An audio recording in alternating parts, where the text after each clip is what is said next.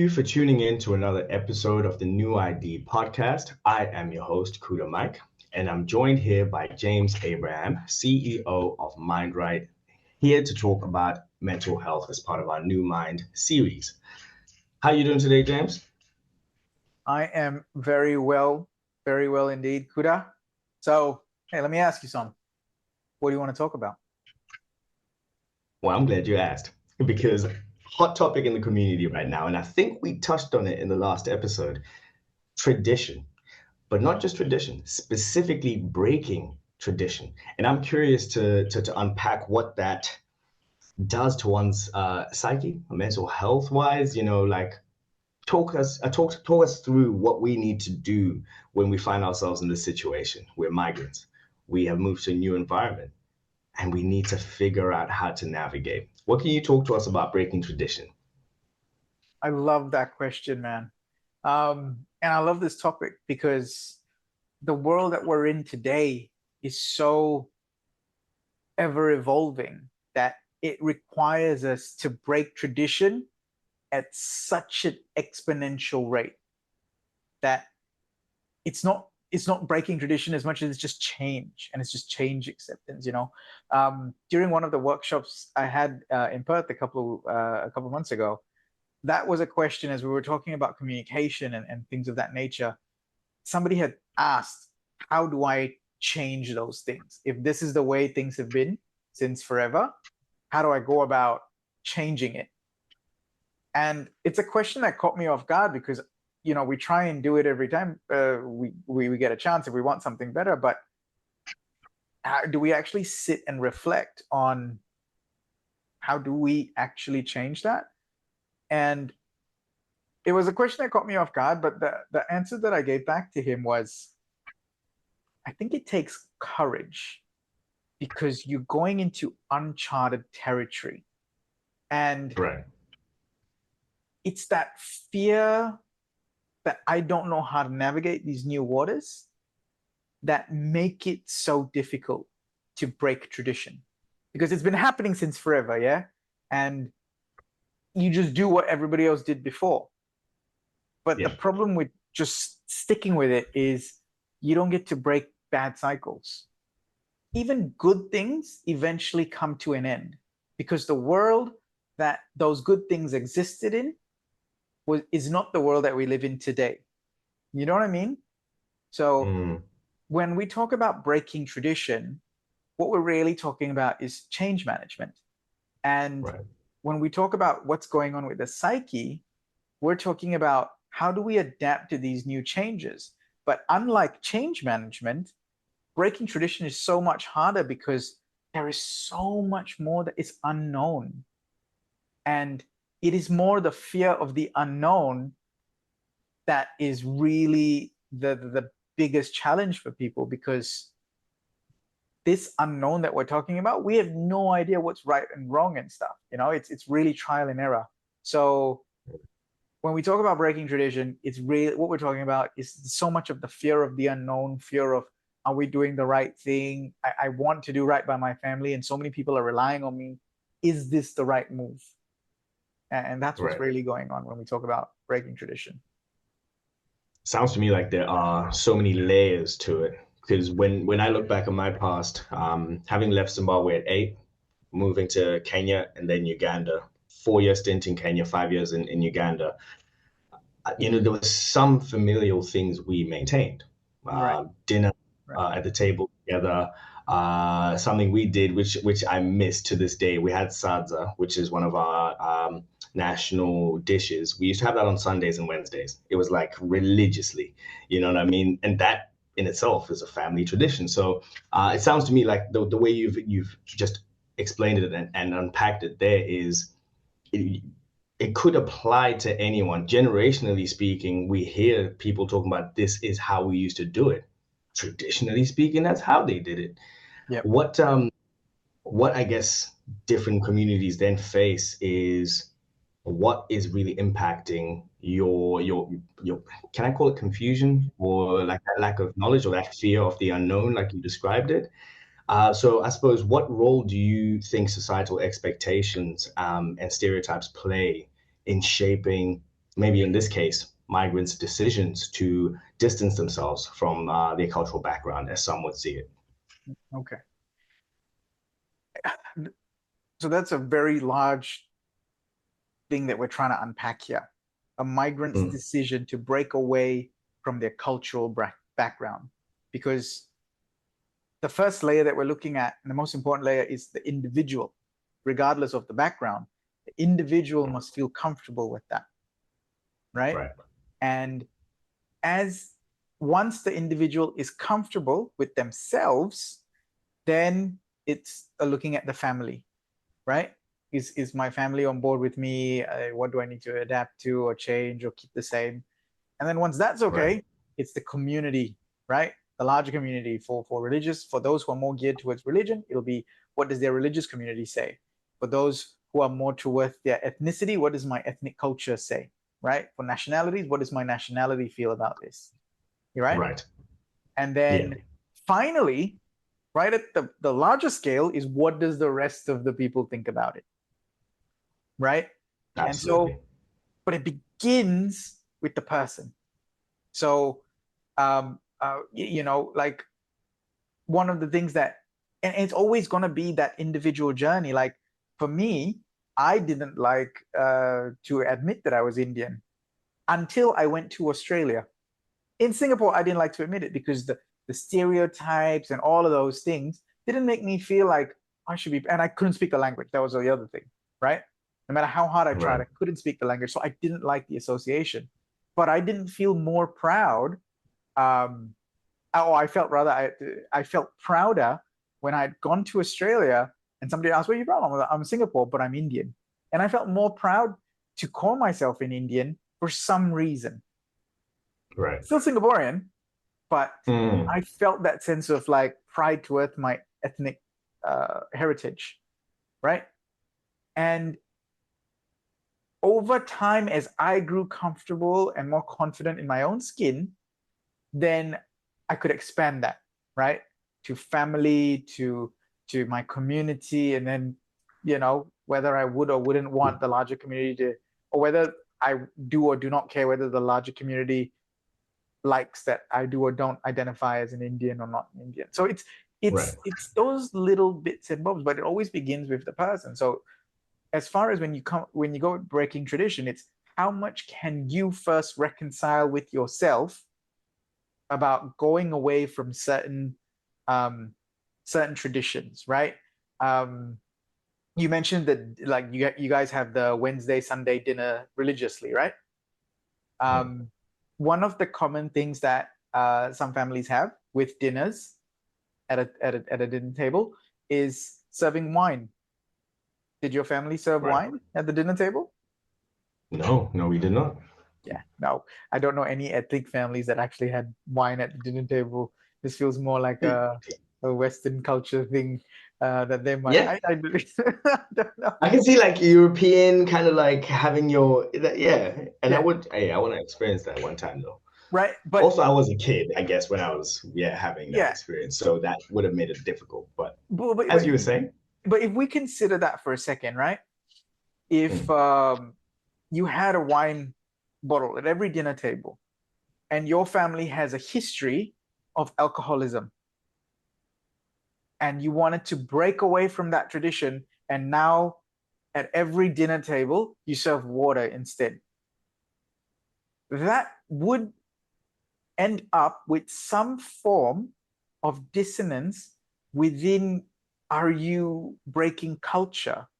Because right, you feel like, I do think this is a really bad habit, and I don't think our family should keep doing this type of thing because it's perpetuating this notion that it's okay to drink at the dinner table, but we have a history of medical issues associated with alcohol. So the best thing that we can do is stop, right? And so we can right, reset that whole cycle. But in order to do those things, you're going to have to break away from tradition.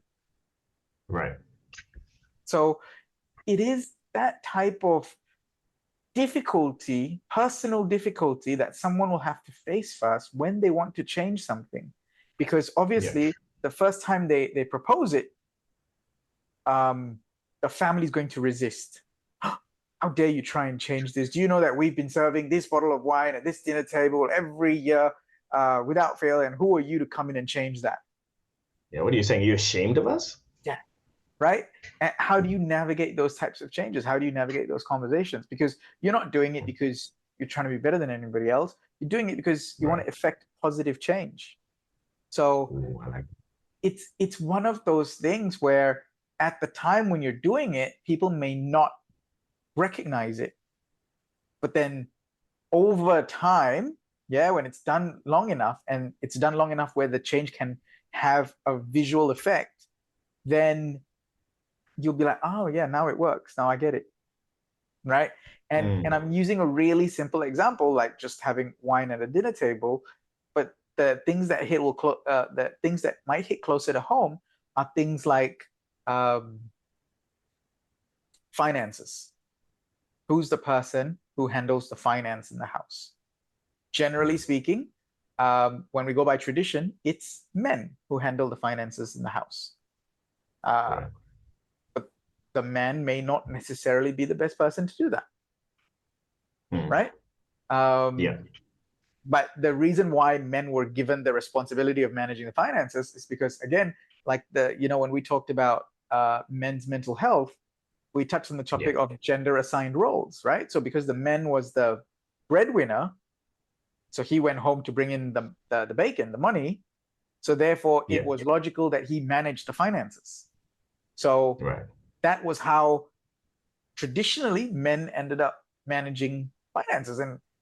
And I don't know about you, but my wife's a heck of a financier when it comes to managing household expenses. I know, right? It is one of those things where how do you break tradition? And if we take it one step further, my parents came from a background where they had very limited education, right? One of the biggest struggles from their point of view, was when we had a conversation, we being the children, had a conversation about, hey, let the kids start trying to manage some of the finances in the house. And that's a big taboo thing.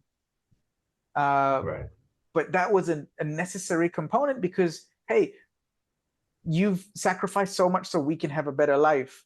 Part of that better life was getting a better education. Part of that better education means now I understand how finances work better. I understand how the credit system works. So let us try and help you, not take over, but help you relieve some of the burden. The two things mean the same action, right? But taking over is aggressive. Relieving you of this burden because now we understand things a little bit better. So let's work together towards this thing. You know?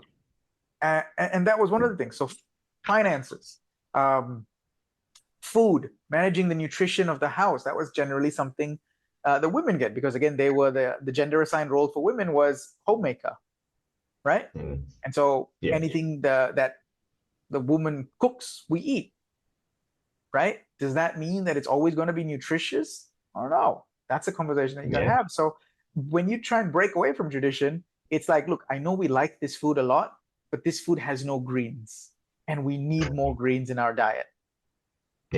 How dare you criticize my cooking and what have you? Do you not like my cooking? Right? And so how do you begin? And I'm using these really small things because they sound small, but I mean, you ever try and tell your mom to put more greens? Try and tell her how to do her job in the kitchen when she's making all that food? Not at all. Not at all. I leave the experts to what they do best. So this is just that. This is that very uncomfortable conversation about, hey, can I take over making some of the food? And I'm using really simplistic examples. There are far harder, more difficult examples where I don't know about you, but a lot of the kids in my neighborhood and the people I grew up with, Polytechnic was about as high as we get, and that's, I think, in Australia, that's the equivalent to TAFE, right? You get that diploma, you go out and work. What if I want a degree? Don't be selfish. What kind of selfish person wants to go get a degree? Your family needs you to start contributing to this house. Oh, yeah. Right? So how do you navigate that change? So it is one of those things where I genuinely believe that when you want to impact this change and you want to break tradition, it takes so much courage, but you're going into this world of unknown because nobody's been there before you. A lot of times you're the first in your family to try it, and Yeah. you're paving the way for others, but that means you don't know where you're going either. Mm. Trailblazers, huh? I give credit to the family members who were those trailblazers because, like you said, you just don't know where you're going, and you just got to kind of break tradition. Now that you've explained it that way, I realize how common that concept actually is. And like I said at the start of this episode, tradition is a big topic right now within my own community, and this is in the context of we want to ensure that our youth grow up with our culture. So it's more on the national pride and the national identity. And we're just having conversations where if I, as a 30-year-old, who left when I was 8, I have a very limited experience of what Zimbabwe was like. But even I have something to draw on compared to the child of a Zimbabwean parent here. Right. If I am struggling to reconcile, some elements, or to go, how do I what do I say to my elders specifically again? Like, you know what I mean? So what hope does that young person have? So with that, like, what sort of coping mechanisms, or what can you share about the mindset we should maybe embody or maybe use in maintaining some sense of mental well-being through these really challenging experiences, I guess I'll use. Mm. I think when you're approaching coping mechanisms, you must understand yourself first really well. The better Mm, you understand yourself, the easier it is to identify what coping mechanisms work and what don't work, right. right? Yeah, sure, you can see a therapist and they can help you develop those things, but I think at the end of the day, to really go down that track, you need to build such a wall of resilience around yourself. And I Yeah. say resilience, not stubbornness, yeah, Okay. not hard-headedness, Mm, because brute force won't do this. Brute force is why today parents sometimes struggle engaging their children because they're trying to inculcate some of that culture, but they're trying to go about it with brute force. And the problem is you're gonna get met with resistance because remember when I said you don't fight fire with fire? yeah. This is that. When the child is resisting harder, you push harder. And then both of you are Right. now you're doing the exact same thing, you're just pushing really aggressively. And so when you apply more pressure, the kid resists even more. And then you just keep clashing like two goats on a bridge. Neither wants to give way. And so all you're doing Right. is just clashing and clashing and clashing. Um, Yeah. and nobody's going to win this one. You think you're going Right. to win, but you're just winning for the moment because at some point this kid's going to get older and then rebel. So Yeah. you need to build a wall of resilience that allows you to not necessarily dig in your heels, but be firm about your beliefs, but also have the humility to accept that someone is struggling with the adjustment, right? So Yeah. if I apply a modern day concept, yeah, lots of kids, almost every other person in the first world has a smartphone. And Yeah. one of the biggest challenges a lot of families face right now is getting their kids to put their smartphones like or electronic devices like iPads and laptops away. So when they're at the dinner table, right? Yeah. Um, and again, we try brute force, right? And this is not something that the kids have grown up with. So this is you trying to create a tradition where the family gets together, right? Maybe you had it in your past, you didn't have it in the middle, now you want to have it with your kids. Now, brute force is not going to help it. If you Right. keep forcing and insisting those kids do that, they'll just hide it from you and do it anyway. You just Absolutely. They're just gonna get really good, and you're gonna catch them a bunch of times, and they'll get better at hiding it. So Yeah. Haven't we all been there? yeah, we have. So you've got to help make them understand why this is important, and also understand what the addiction is doing for them. The screen addiction is the reason why they're addicted to it is because there's a dopamine hit. Can they get those dopamine hits in the conversation with you as a parent? Can you I mean, Mm, and sometimes as a parent, you are paying attention. You're trying to ask them, "Hey, tell me about school. Tell me about this," and then as a parent, you're like, "I'm trying to get to know my kid, and this kid's not opening up. They don't yeah. want to tell me." I ask them these questions, and they're just not opening up. But Yeah.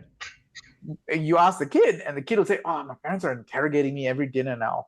They just want to know everything. They're just so in my life now. They don't give me any space." Once again, haven't we all been there? Yeah. But why don't we talk about something that the kid will enjoy? So let's not talk Mm, about your day, right? Let's talk about what we're going to do this weekend. Let's start there, mm, right? Okay, look, we've got this weekend family day planned. What do we want to do? And then let's have a discussion around it, right? yeah. And then the children feel like they're part of the family now. They're part of the decision-making process. Yeah. Because obviously, if you're just going to have the discussion and then say, no, whatever I want, we're going to do, then Yeah. obviously the kid's not going to get engaged. But if they feel like they got voices and they're going to be heard, because at the very, very Mm, fundamental level of human nature, all we want to do is mm, be seen, we want to be heard. That's it. Be seen and be heard. If we feel like we're seen, if wow. we feel like we're heard, we're engaged. Right. So if that conversation now at the dinner table changes to, how was your day? From the parent, and then the kid's like, Jesus, stop interrogating me. It's fine. It's done.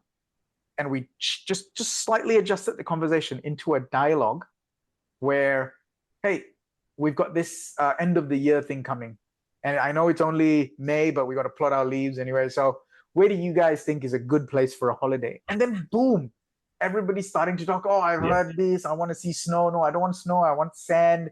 I want the beach. I want the. Do you know what I mean? Everyone feels Yeah. engaged, and once you Right. get down that track where the conversation is flowing and now you're having a dialogue and everyone is engaged, then Yeah. they'll open up to you. They'll tell you, hey, I know we were supposed to discuss this, but can I tell you about the shit day I've had? I just want to get it off my chest. And Mm, that's when the conversation is so much more fruitful. But it's about, if we're going to create tradition, we also must have the humility to accept that along the way, we're going to have to pivot and adjust and adapt. And it can't be right. just one way is the only way. So my way or the highway and that sort of thing, you know? Mm. There's something I wanted to go back to earlier. You touched on the individuality of the journey that everyone needs to go on, and we kind of come back to this in almost every episode where no matter what we're talking about on the wider societal level, what can you do, which is focus on what you can control. Yeah. I was kind of coming into this based on what I had experienced over the weekend. I got to MC at the Zimbabwean Association's Family Day, celebrating our Independence Day on the 18th of April. So kind of ahead of the schedule a little bit, but I was I just loved it. The food was great. Everything was awesome. Something I hadn't done enough of Right, right. lately. Yet, it was such a high in the sense that we're like, oh man, we got guys as the committee, we did it. We contributed to one of the best experiences many people had had. But then we still go, cool, but is that really it? You know what I mean? I keep hearing the conversation kind of coming up where it's like, is all we can do when we're here just the dancing and the eating, and is that it? And credit to the Zimbabwean Association of Western Australia, the committee is very invested in long-term kind of embedding this sort of understanding of mental health in our young people. We understand it may take time, but I bring that up just to kind of talk about the individual experience will be so unique to the individual that when we look at breaking tradition, I could be looking at it from the perspective of when I get married, am I going to go through lobola, which is our dowry? Right. You Right. know, because wifey isn't Zimbabwean, and yet I'm like, oh man, that'd be so cool. When else am I going to experience it? Let's do it. Like, jump on board, do my thing if you guys are keen, you know.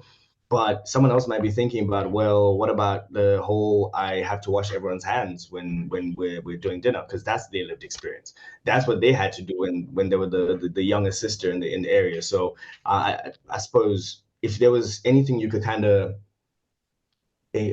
encapsulate this whole conversation with for us to kind of take away about that individuality of breaking tradition, having tradition, creating, pivoting, and all that, what would you suggest we take away from this conversation? What you're really asking is what is the right thing to do, right? And there is no answer to that. What is the right thing? Who knows what the right thing is? So I think the best thing that you can do is be honest with yourself and ask yourself why you're doing what you're doing. Because at least when you're honest with yourself, you've got a sense of direction and purpose. Because you quite honestly, you could even tell yourself, like, look, I owe nothing to this culture. I owe nothing to these traditions. And I want to move away from it so that I can do something new that I believe is the best thing for my family. And if that's what you decide, that's what you decide, right? Like, nobody can force you to do something else. And because the second component of after honesty is courage. Mm. Do you have the courage to go down a path that may be lonely? And it's something that I think, at least if you're honest about it, you can go forward with at least people going, at least he's honest about it. We know where we stand, right? Right. And sometimes that's like, for example, traditionally we always do a big wedding, right? Yeah. And there's a lot of money that goes into this, right? It's a multi-billion-dollar industry. You may not want to go down that track because you can say, well, she's not my culture, she's not this, but really the truth is it could be, I just don't want to spend that money. I Mm-hmm. think There's right better now, ways to spend that money. yeah, that's the point. You'd have to have a really honest discussion with your loved ones and go, look, I know we want to have this big wedding. I'd rather focus on having an intimate affair with just a few loved ones, and I'd rather redirect that money to building our future, and maybe we'll do a bigger one in the 10-year anniversary or something. But it's not to say that I don't care about the marriage. It's not to say that I don't value this thing, but I Yeah. don't value this public display because I want something different. I want something better for my family. And so Yeah. if you begin with honesty and then you gear towards having the courage to go down that track, and Yeah. you at the end of the day, you got to live with the ramifications of your decision. Yeah. So Yeah. I think I genuinely believe if you're going to go forward, you're trying to break out of this Mm. thing, the first thing you need is honesty, and then you need to go forward with courage. Mm. Oof. Look, I'm just looking at the time remaining, and I have one quick one for you, if you can. Okay.